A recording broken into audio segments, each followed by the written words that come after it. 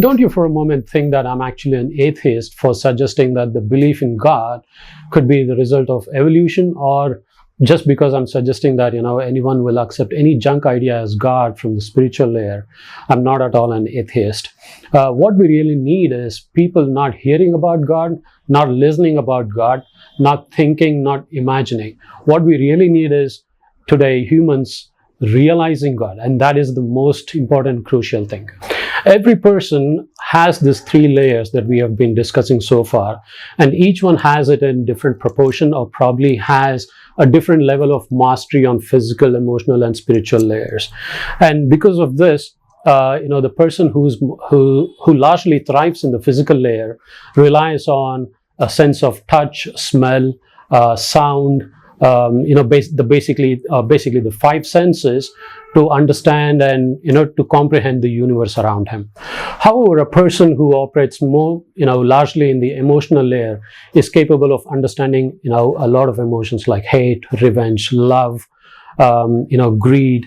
You can name the list of emotions is really endless. So you can understand that he's capable of understanding and working with emotions, and different people have different level of skill sets in handling these emotions.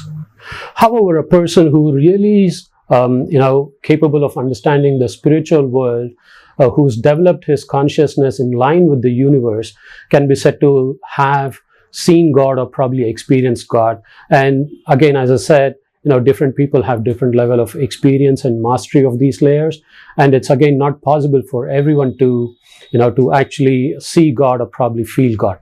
So I can explain this in another way, is that just because human beings are not able to see emotions or probably touch emotions from the physical senses, doesn't mean that the emotions don't exist. They do exist. It's the same with the God. Just because you're not able to see, you smell or touch, doesn't mean that the God does not exist. God does exist, and we will explore this further. Every individual or person on this earth is a sum of physical energy, emotional energy, and spiritual energy, with of course varying degrees of mastery. And hence, so you can understand that just because one is not able to sense or feel emotional energy in the physical layer does not mean that similarly, even God, which is a metaphysical energy, cannot be sensed in the physical world.